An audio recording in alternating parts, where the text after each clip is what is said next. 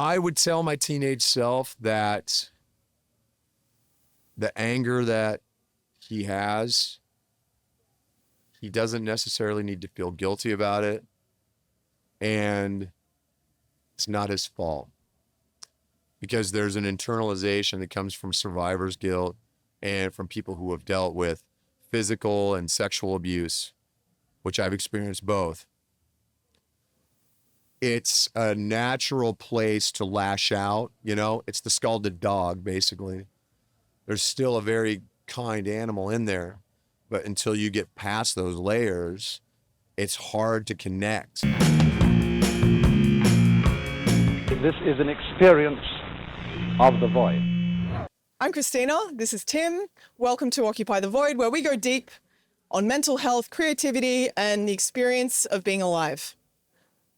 Yeah. We have Corey Taylor here today, our special guest. Yeah. And yeah, so I wanted to talk to you. So a big thing about this podcast is kind of talking about stuff that doesn't get talked about enough. Right. And kind of destigmatizing it and all that sort of stuff. What's it been like since you've started being really open about your experiences? What's the response been like, and how has that changed your inner world? It's interesting. I never realized, because you know me, I mean, I've always been very outspoken about everything, and I never realized that it was such a stigma, to be honest. You know, it was a line that you really didn't cross or you didn't admit to, especially somebody in my profession or whatever, or people kind of used it as a buzzword. You know, they never really talked about it eloquently or very openly, you know? So when I first started kind of opening up about it, the response was quite extraordinary. Like, people just were like, you gave me the courage to kind of open up about it on my own and really kind of talk to the people who I care about what, you know, what was affecting me. And that, in a weird way, helped me with the communication with my loved ones, you know, because I felt like, yeah, I was being very open about it in the press and whatnot, but then I wasn't able to really kind of expound about it with the people who it was actually affecting, you know. And the second that I really kind of put my money where my mouth is, it became such a game changer for me. So it really, in a weird way, it was the fans who helped me really open up even more about it. You know, it was almost like this cyclic kind of vibe that I didn't expect. The feedback loop is important. Yeah. And you've talked about manic depression, which is something that I live with also. And I just want to say it means a lot to me for you to talk about it, because there is enormous stigma. What do you think is missing from the conversation about like our condition and living with a diagnosis in general? It's interesting. For me, I think the biggest thing that people don't understand is the numbness that comes with it. You know what I mean? Especially when the physical side of it hits you and it becomes that slog, that almost impossible slog to just be alive or to be human, you know? Yeah. It's something that you just can't describe to people unless they've been in it. And yeah, obviously there are people who have had bouts of depression but don't have the manic depression, who can kind of understand it because of the emptiness that kind of, because once the void hits, so they can kind of empathize in a weird way. But anyone who's never really kind of felt that, it's really difficult to try and get them to see why it's so difficult to just get through life, you know? Like it's almost like replacing your body with a mannequin's body and just having to be very plastic, and everything's so deliberate and everything's so heavy, you know? I call it a lead blanket. Yes. It's my lead blanket. Yeah. I call it trying to run underwater. Exactly the same thing. I mean? Yeah, dude. It's absolutely, I think that's the biggest thing that really is the hardest to really get people to understand and to empathize. And luckily, you know, I'm now in a relationship that gets it. You know, I'm surrounded by people who get it, and I think that's a real key, because you don't have to necessarily understand it sometimes, but to empathize and go, okay, how can I help? How can I make this easier? You know, I've seen it with that. I've seen it with, you know, a lot of the families who I work with who, you know, deal with PTSD and whatnot. It's getting that communication to hit. I don't need you to save me. I just need you to be there if I start to fall backwards and just give me a little push. Yeah. That's all I need, man. And sometimes knowing that will help you get through those bouts. Yeah, and Corey, you just mentioned before about when the void hits you. Yeah. And this podcast, it's actually called "Occupy the Void." And Oh wow, there you go. Boy. and so Yeah. and that's the thing for everyone, that void and that experience of that can be Right. quite different. Right. And the ability you talked about empathy and the ability just to empathize with other people's experience is so huge. And I think when someone, like yourself, a position where, people look up to you and kind of listen when you Right. say, even if their experience is not the same, when they feel like they have their own struggles, it gives that voice to them. And then, like you Right. said, that feedback loop of them saying, hey, Corey, that really made a difference to me. And then obviously that validates your, decision to speak up and, Right, and right, be right. open, which is just something that, I guess over the years it's just been, slowly changing and developing in modern society in, Yeah. more of a positive way. Right. Yeah. No, it's definitely a different atmosphere. Yeah. I remember when I first started, I mean, back in 99 and 2000, it wouldn't come up, but, I would kind of interject a lot of stuff, just talking about the things that I would write about, and at the time, I don't know if people necessarily realized that was a form of therapy. It was writing to get those ideas out, to get those, those emotions out, or dealing with the fact that sometimes you are devoid of emotion. And Yeah. no matter what you do, you can't feel anything, and people, it's, so trying to describe that through writing when you have those moments of creativity, I think was the first kind of building blocks for me, really trying to open up and talk about, because when people ask you what you're writing about, you don't want to give the standard J11, it's like, well, it's just about chicks and stuff, blah, blah, blah. For me, it's never been about that. There's so many more extraordinary stories in the cracks of everything. Yeah. And trying to get people closer to the understanding of that, I think was the reason that I started really opening up about, okay, well, I just feel this way, and it's because of this, it's because of that. And you talk about the trauma that triggers it, or the fact that it runs in your family, or the fact that, dealing with addiction has made it increasingly difficult over the years. It's one of those things that the more you do it, the easier it gets to say, and the easier it is for people to hear it. You know? And was there a moment with the vulnerability you talk about in expressing yourself through your lyrics and your art, and you talked about that being like a building block? Was there a moment where that vulnerability kind of came across more into your like, personal life? Like and like right. a song that like maybe a song moment. Because or, you are, you express kind of the deeper parts of yourself in your Right. art, like a lot of singers and lyricists, but the transition to kind of keep that connection through to, I guess, the rest of your life, and like Right. only take off that mask on stage versus right. with your family and friends. Huh. I would say maybe, well, okay. I mean, probably the thing that really kind of turned around for me was probably writing for Volume 3, because that was when I really kind of started taking those first faltering steps towards sobriety. Yeah. Yeah. I mean, It's good. Hey. It was tough. Yeah. I mean, it took a couple tries, but I've been sober now almost 14 years. Holy so that's, shit. yeah, I mean, it's good.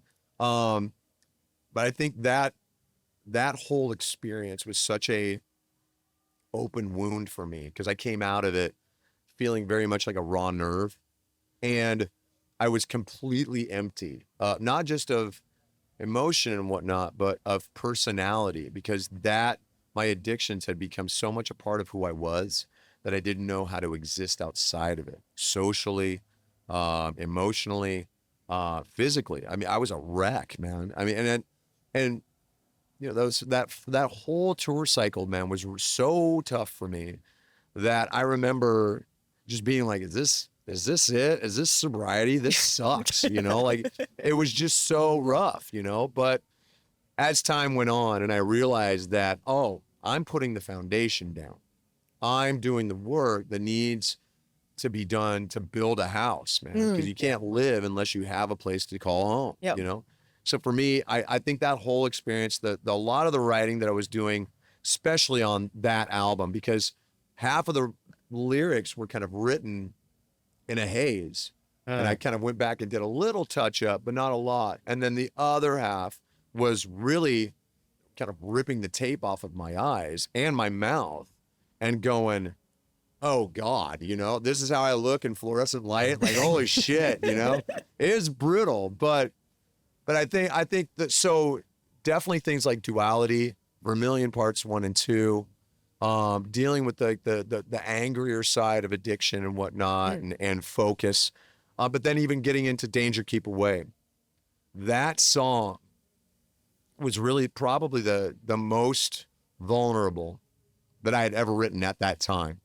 And it really gave me the strength to kind of go, okay, this is amazing. I want to keep doing this. I want to continue to kind of hold on to the way this feels when I do it, Yeah, and I think that's, that the rest is history. It's a beautiful thing to kind of step into this and build a new foundation. I call it like writing a whole new chapter. You've started writing a whole new book. What would be the first and the last page? Oh man, well, the last page in there yet, I mean, because it's okay, always right now. Okay, if today's the last page. Right now, it would probably be, musically, it would probably be obviously CMF2. Yeah. And trying to kind of there's this really weird juxtaposition that kind of goes along with having this darkness in your life, but also having like this weird, crazy light that you try to, kind of foist on people, So dealing with the dichotomy of that, the duality of it that's kind of like, that's what this album is about, because this album kind of delves into that, delves into trauma, delves into addiction, delves into depression. Sorry Me, which is on CMF2. It's probably one of the most, I don't want to say bleak, but it's definitely one of the most profound songs that I've ever written, because it deals with those very, very quiet moments where you either forgive yourself and move on, or you lay back in the water and you float and your head is just above the surface and you don't know whether or not you're going to dip in or out, Yeah. So every breath is kind of risky. Yeah. And that's what that song is, you know? So I think, to me, that's me really kind of giving into that and letting that narrative become something that I talk about, but it doesn't dominate what I do, Yeah. Survival is a big deal. Like staying alive is a big deal. And I know you had like a moment as a teenager where you almost took your life, that I'm really glad you stuck around, because you've had a really big impact on a lot of people, and and that's a beautiful thing. Right. What would you go back and tell your teenage self? I would tell my teenage self that the anger that he has, he doesn't necessarily need to feel guilty about it, and it's not his fault, because there's an internalization that comes from survivor's guilt and from people who have dealt with physical and sexual abuse, which I've experienced both. It's a natural place to lash out, it's the scalded dog, basically. There's still a very kind animal in there, but until you get past those layers, it's hard to connect and it's hard to kind of promote that. And when I was a teenager, the only thing I cared about was my hostility and being numb and being just, kind of blotto, because I was either going to be numb or be dead, and it didn't matter what was going to come next. So I would first of all grab myself and hug him and just tell him that it's okay, that there are people who are going to help you someday.